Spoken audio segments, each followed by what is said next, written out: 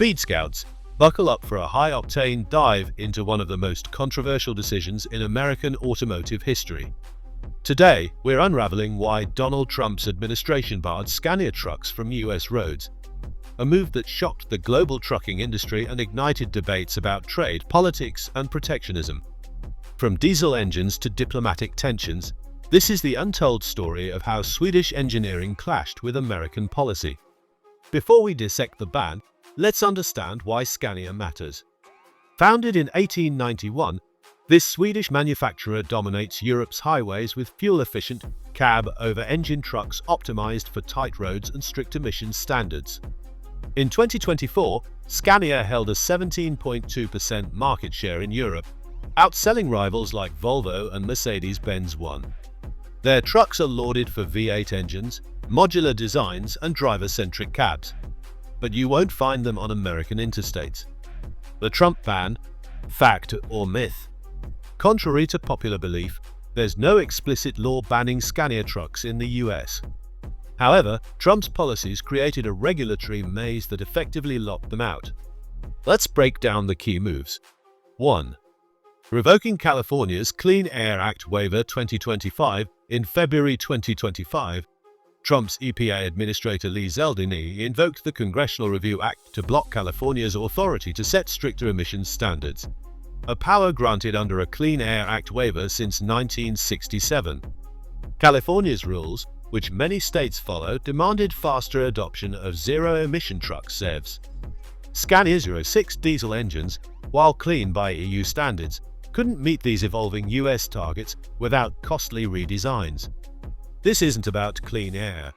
It's about controlling the market, argued Zeldin, framing the move as a strike against radical environmentalists. 2. The chicken tax end run. Since 1964, a 25% tariff, the chicken tax, has applied to imported light trucks. Trump expanded this to heavy trucks, citing national security under Section 232 of the Trade Expansion Act.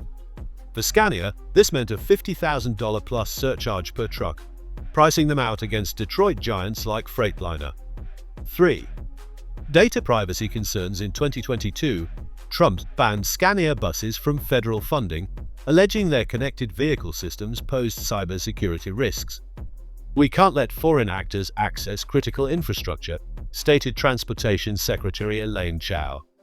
This ruling cascaded to trucks, spooking fleet operators. 4 hidden reasons behind the ban. 1. Protecting Detroit's Big Three. Trump's America First agenda prioritized Ford, GM, and Stellantis, parent of Ram. In 2024, US truck sales hit 4.3 million units, with 92% dominated by domestic brands. Scania's entry threatened this $150 billion ecosystem. 2. Cabover versus long-nose culture. Americans love long-nose trucks.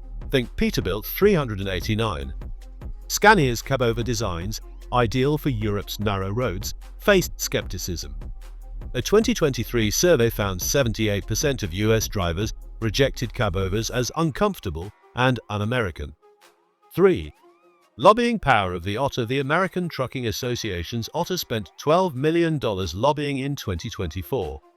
Their Buy American campaign framed Scania as a job killer, despite the brand's offer to build US factories. 4. Retaliation against EU trade policies. Trump targeted Scania as leverage in broader trade wars. After the EU imposed tariffs on US whiskey and motorcycles, his administration retaliated by blocking Scania, a tit-for-tat move impacting 3,000 European jobs. The fallout: Scania's US dreams derailed. Scania's brief US foray in the 1980s flopped due to low sales. Trump's policies sealed their fate. 0 US dealerships by 2025 versus 2,300 Freightliner outlets. $1.2 billion estimated cost to retool trucks for US standards. 4.